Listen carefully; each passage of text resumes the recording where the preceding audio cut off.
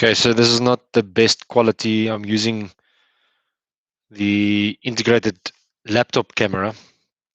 So this is not the best. And this is my first live, so trying to figure out a couple of things still and see how this goes. I hope there'll be more people joining. I posted this on Instagram as well as an invite. And I want to talk to you guys out there about creating wealth with on a salary. And welcome to Weide-Market by Yuri Weideman. And on the rest of the content, or the rest of the content on this video, on this channel, you'll find ways to help you figure out your journey towards financial freedom and prosperity and genuine wealth. So I invite you to check out the rest of the channel. But this evening, on this video, we'll be talking about creating wealth using the income that you have, your salary. And the thing I want to talk about is that you might be thinking that you should be creating wealth, or you should wait until you have a large income before you start creating wealth. But the reality is that your habits determine your future self. So although your circumstances are what they are, it is important to create your wealth from today onwards. And you do that by creating the correct habits. So we'll talk a little bit about the habits for creating wealth and the way that you structure your budget and your income so that you start creating wealth. Oh, I see there's a couple of people joining us. That's great news. All right. So getting into the idea behind starting to generate wealth from a larger income. So this mindset that you have that you should be at a high income level so that you can start generating wealth. The reality is that you should start generating wealth from any income level, whether you are working as a teacher in South Africa, or if you are the CEO of a company, or anywhere in between. You should start developing the habits of generating wealth.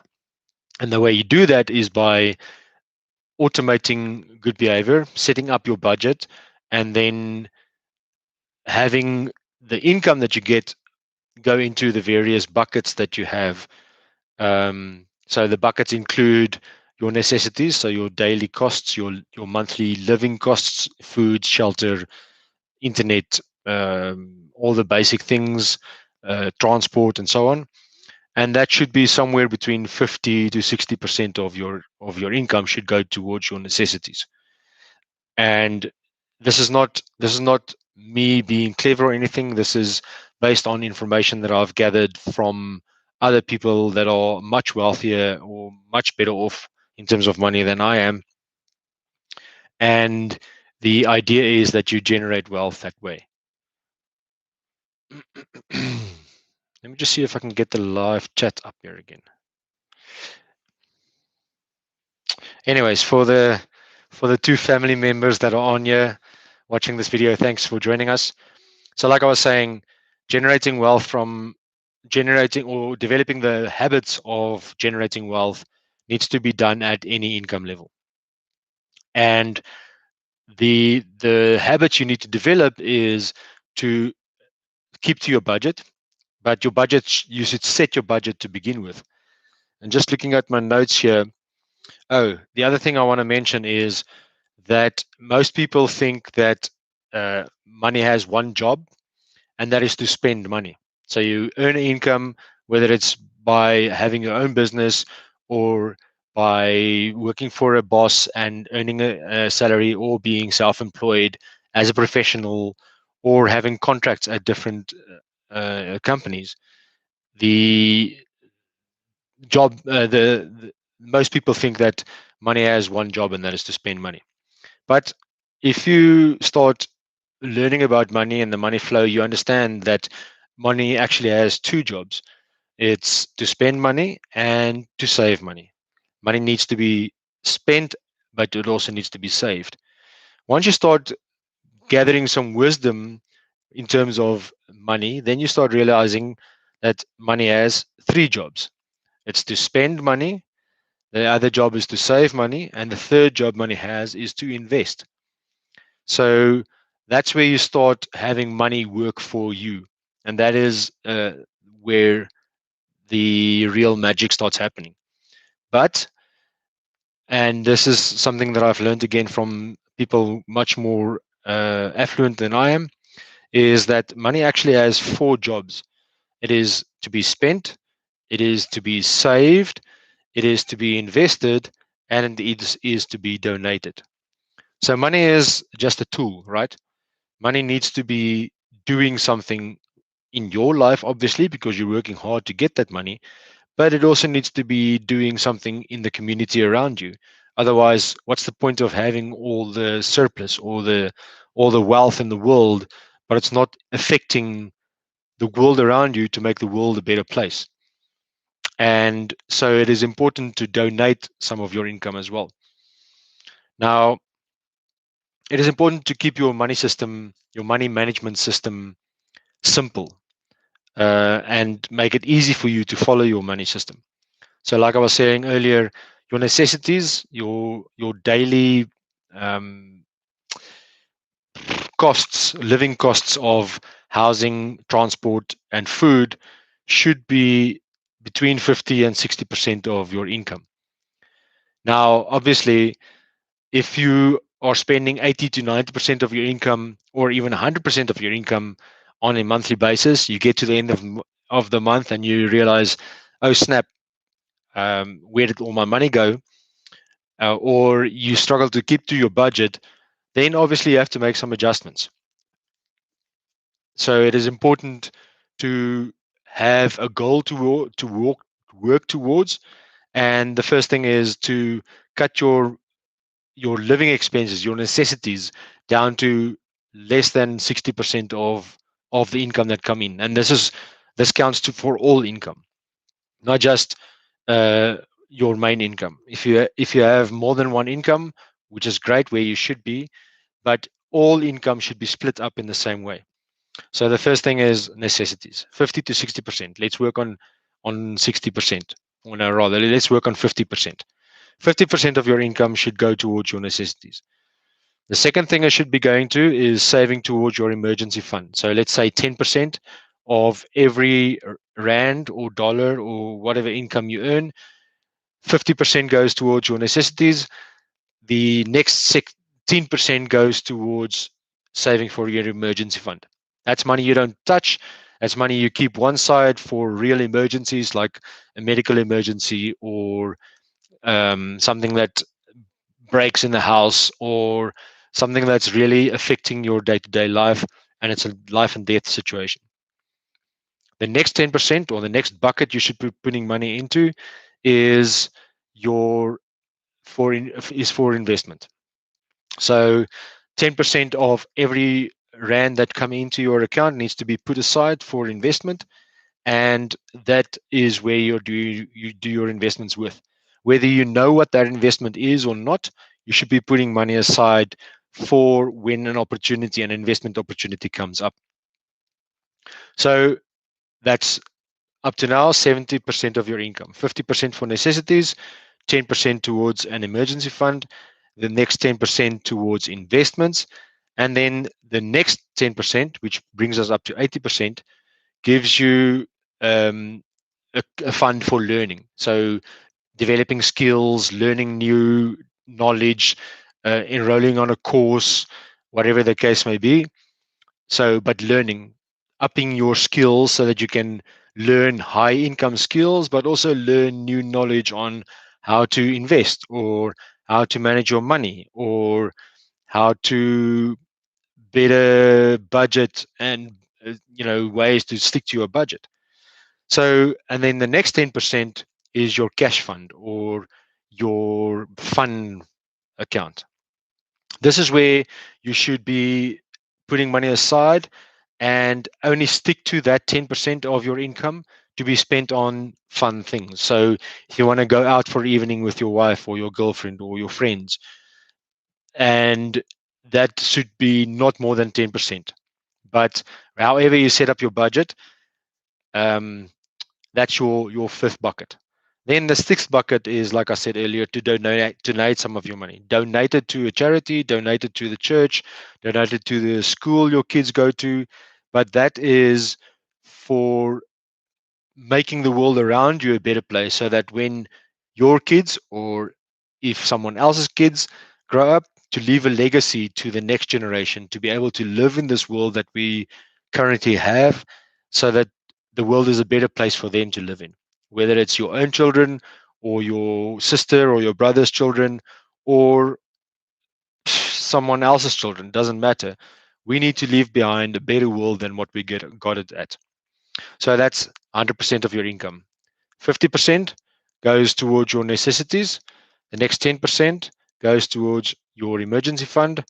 Then you need to put 10% of your income away for investments, and then another 10% for your cash fund, and then 10% for your learning, and then the last 10% you should be donating. So that's 50, 10, 10, 10, 10, 10%. Now, if you are not at a stage where you can put 10% away, or even work on 50% of your income to cover your necessities, that is something you need to work towards. Now, regardless of what your income level is, you should be doing that. If your necessities is 80% of your income, then split the balance of the 20% into the other buckets, so that you start creating the habits of putting the money into different buckets and providing for those buckets, even though your income is at a lower level. Then, because if you have this mindset of, one day when I have this income, or when I have that position, or when this problem is solved, I'm going to start generating wealth, it will never happen. You need to start learning and developing the habits right now. Also, you need to understand the flow of money. So your income need to be paying to increase your assets, and your assets at the end of the day need to get to a point where your assets pay for your liabilities. Now, defining assets and liabilities is a thing that we can debate about. For me, the best asset to buy is something that generates income. In other words, income generating assets. So that that income that it generates can pay for your luxuries, like your fancy car or those kind of things.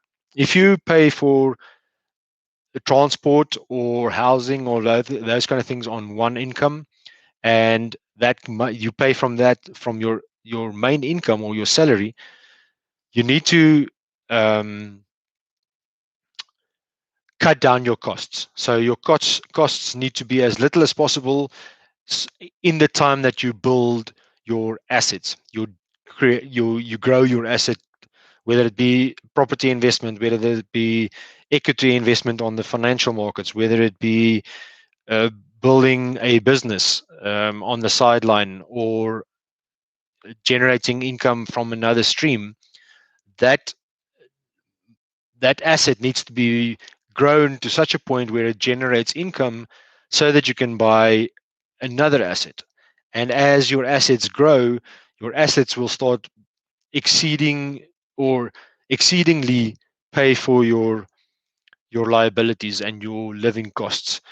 And then as your income increases, you shouldn't be increasing your expenditure. So your necessities account, your necessities bills should remain more or less the same as your income goes up, so that you can, especially when you're in a lower income, so that in the future you can grow further income and grow the size of the buckets that you have besides your necessities.